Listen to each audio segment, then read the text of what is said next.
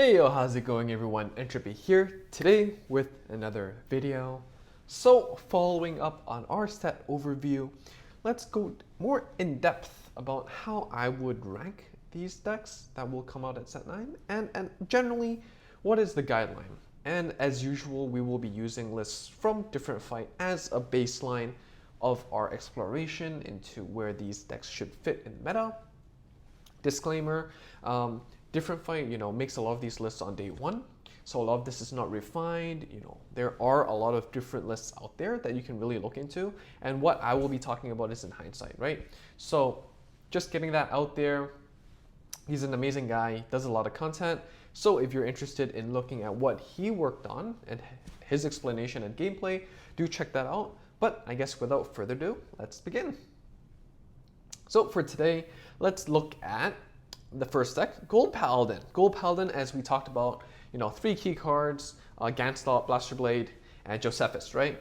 Liberators is the new archetype, it's gold. But one problem is that compared to its other golden peers, it isn't very that effective at what it's trying to do, and it actually has more constraints with the fact that you do need to play a lot of Liberators in order to make things actually work. And so, in general, I would actually put it as viable. The deck functions, but is it effective? I'm not too sure. And again, in a microcosm, this tier list is in a microcosm of assuming there's only these decks in the metagame, what happens, right? And honestly, Ganslot is viable. Like, the deck works, but it's definitely not the most effective Gold Paladin deck out there. That's what I'll say. Looking at Different Fight's list, very budget using preview here. Different Fight plays a pretty standard list. You see the Wingle Liberator right here, which searches for Blaster Blade. We have Josephus, play 4 of that, really good. PG, the new PG, because you want to activate your Break Rise. This is 7, when you superior call something, you get plus 3k, 7 plus 3 Maron Attacker. 4 Blaster Blade Liberators, 2 from the Gacha and 2 from the ranked rewards, so do look forward to that. 4 9 plus 3s, vanillas, all that. 3 Ganslots, and 4 of the other Break Ride, so that's interesting. 2 Alfreds, and 4 of the other Liberators. In general, personally, if you are going to play this deck, I'm going to start with the good things about this deck. The good thing is that Different Fight acknowledges that different Ganslot gives power gains to your rearguard columns. And to approach that, that means because you have strong rearguard numbers that can hit numbers, then maybe you should play stands.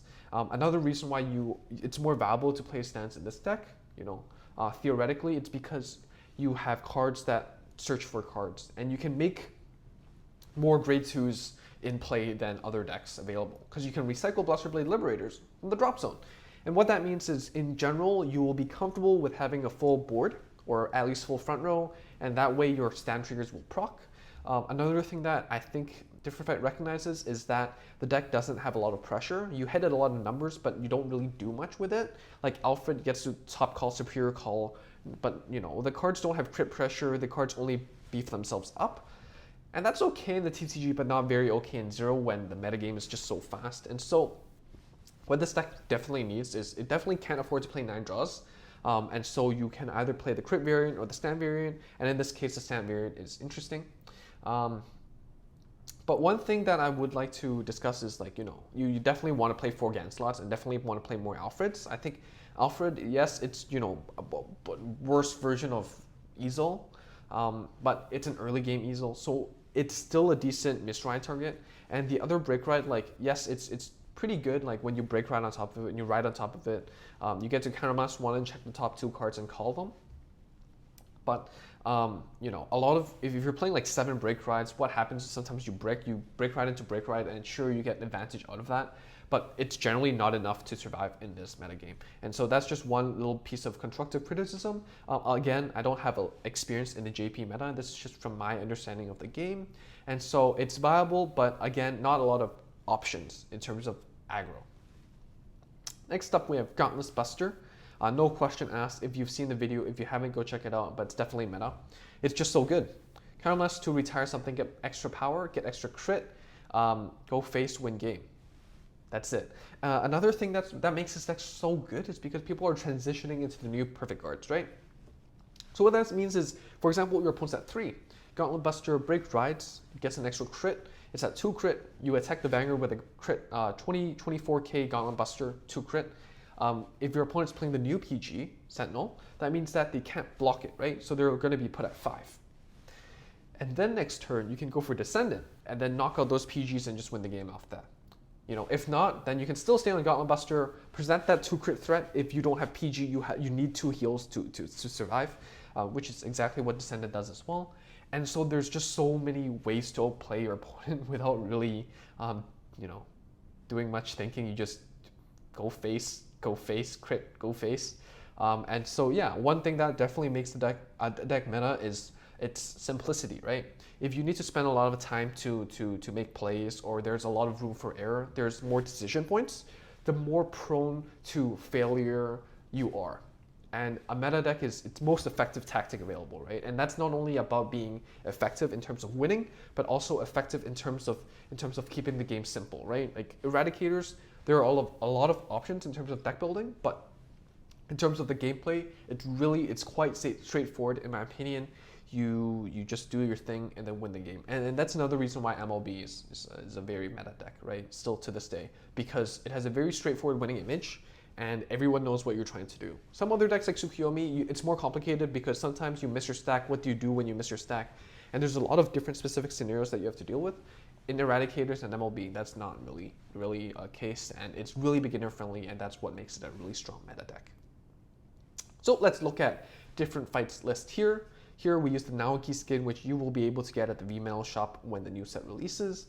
We're playing 3 of the Phoenix, which is really good because you don't really use Soul in this deck. You also have this card that unflips and Soul charges, so Phoenix has extra utility. 4 of the new PG because you definitely want to get into your limit break early, or else your grade 3s are vanillas. 7 plus 3s, 7 on place, discard 1, draw 1, so you can cycle through your cards. For the grade 2 lineup, you're playing cards that retire, cards that unflip, cards that hit numbers, 9 plus 3, and Death Scythe that counts to retire a grade 2 or below unit. And still a very good card. If you have it, still definitely pack that. And then next, for the grade 3 lineup, we're playing Gauntlet Buster, Descendants, and Bowing Sword, and then the Electric Shaver Dragon, the other Break Ride. And yeah, I think this is a very solid list. Some things to consider would be the starter. You know, the Linchu, I think, requires your Vanguard or Counterblast to be Eradicators, while Lizard Soldier Saishin does not. The good thing about this starter is that you can retire anything on your opponent's board, and Saishin can only retire grade 1s or below. But generally, if you want to use these skills, it's more effective early game and getting rid of your opponent's starters. And so, like, especially since you're playing a lot of non-Eradicator grade 2s and grade 1s, like Phoenix, for example, maybe playing the Saishin is more valuable. Maybe grade 3 Surger as well, since you do want to break ride and do all your stuff. That could be something to consider. Some other cards to consider would be playing the Desert Gunners, the Pew Pew. The grade 1, grade 2 is definitely very viable. On place, choose your opponent's intercept and remove the skill for that turn. And this makes your aggressive turns with the extra critical and all that just so much more effective. It means that you don't have to deal with your opponent's intercept, and you're essentially disabling your opponent's one of your opponent's 2 defensive options. So that's definitely something to consider. You can try. But overall, I mean, the grade 3s, you're definitely going to play this. The grade 2 is the most flexible spot. And grade 1s, you do want to play your PGs. You do want to play your discard 1, draw 1, your cycles. But yeah, I mean, overall, it's just really aggressive. It's really dominant. And you can't go wrong with most of these picks. They're all just so good. It's picking cards between good or good, right? It's not like some plans you have to pick between bad and less bad. And so Eradicator's tucked here. Very good. Another thing that I really want to address is another potential build that was really theory crafted at the beginning of the release of the set, and that is the Descendants deck. The Descendants deck, I think, is not very viable because, again, in the same set you have the Gauntlet Buster centric deck. Descendant is a finisher, and it isn't the whole story. While Gauntlet Buster can do everything, Descendant can't. Descendant has one primary skill, which is if it doesn't hit, then you restand. Gauntlet Buster can still retire things, if not. It can still get crits, if not. And it can still do stuff, which is why I think it's better, and that's the general consensus. The reason why I brought this up is because there's a very interesting list from Gamepedia, I believe, where you play the Descendant ride chain, you go into Descendants, you play crits so you don't hit because you proc your opponent's PGs, and then you restand and get that extra crit and go for face. And personally, I think it's a pretty interesting idea. You know, you're playing the cards, the ride chain cards, the Flipper, the 6+5. You're playing Desert Gunners because you want to disable your opponent's intercepts and go face as fast as possible. But one problem is you're playing 9 crits. The deck doesn't really have a lot of draw power, so you're not going to be able to last very long into the game. And another thing is, again, you need to not hit, right? And with the new PGs, Sentinels, you know, only proccing when you're at lethal and not if you're at 3 damage and your opponent's going to put you at 5 with an extra crit, then you'll proc it. Or your opponent's at, you know, you're at 2, your opponent hits 2 crits, will put you at 5, your PG procs, right? That version of Sentinels will be gradually fading away. And so because of how the new Sentinel works, blocking only the lethal 6th damage, the chance of proccing Descendant earlier is actually lower.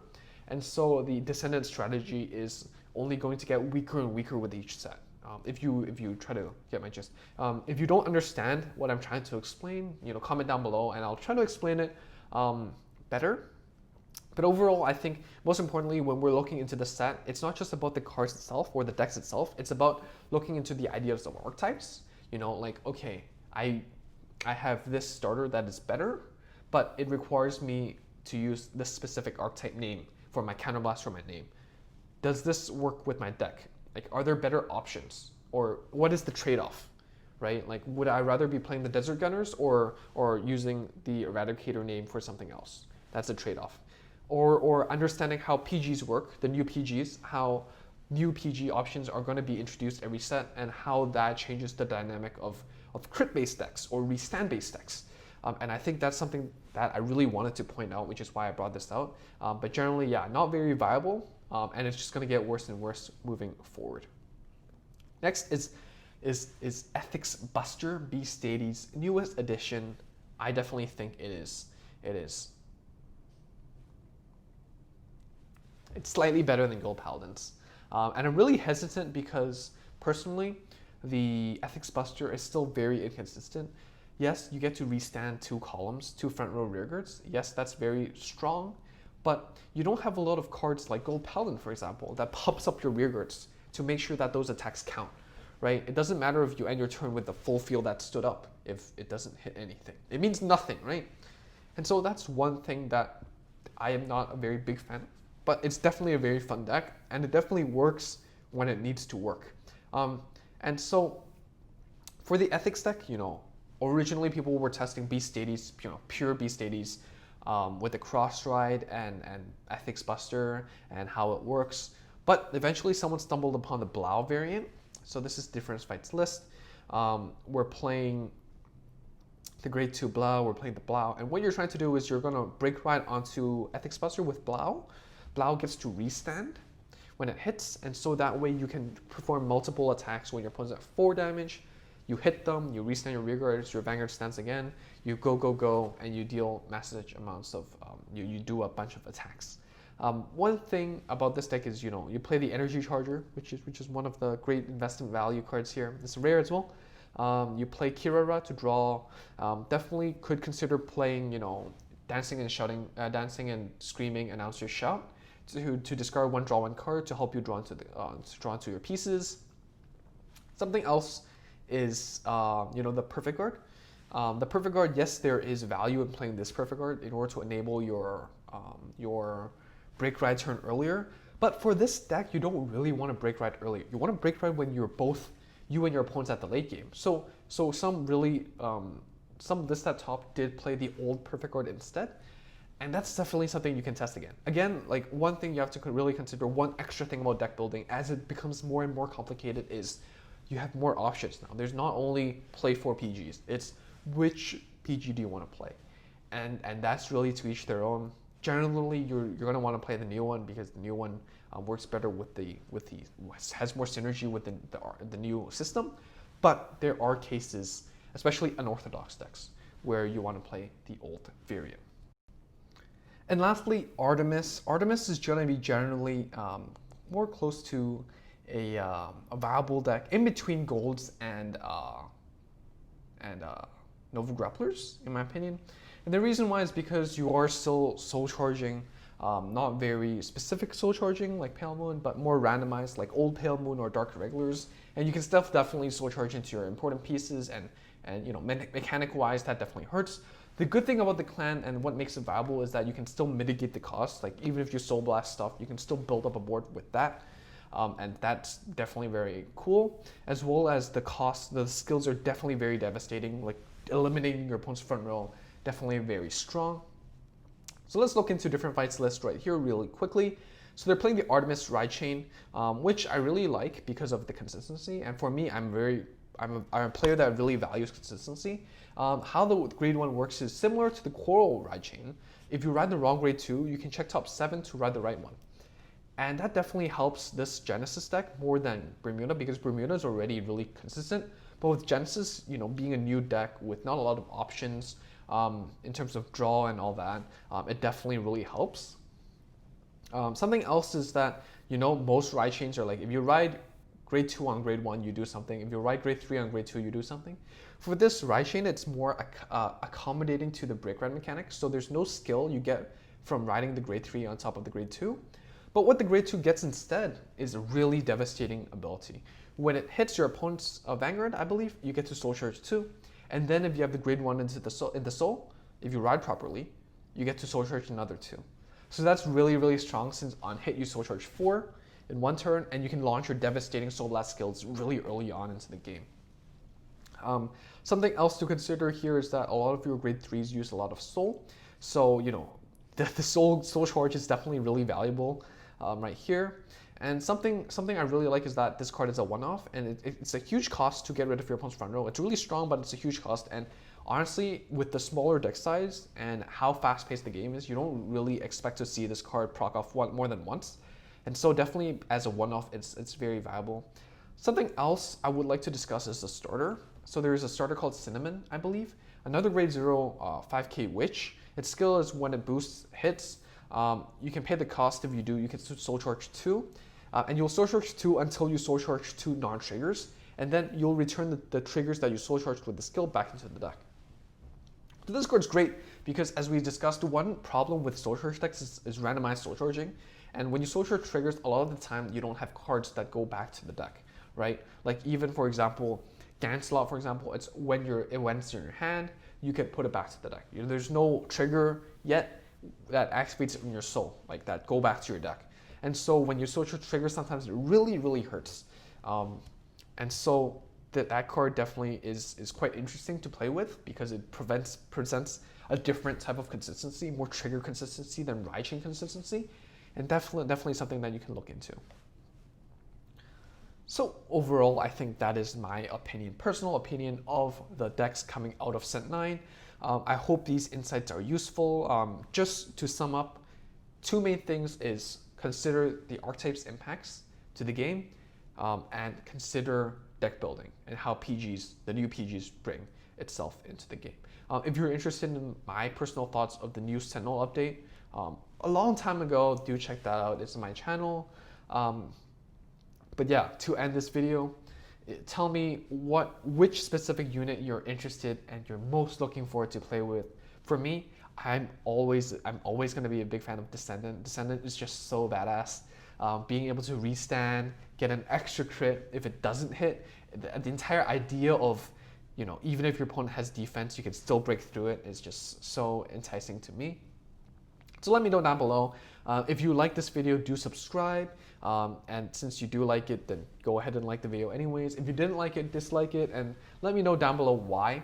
And that definitely really helps. You know, someone told me, DM'd me like, bro, your thumbnails suck. And I'm like, you know, that's a fair suggestion.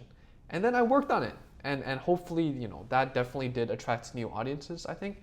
And yeah, just give it to me hard, because that's just the way I like it. Anyways, I'll see you all next time. I hope you enjoyed, and I'll see you all next time. Bye.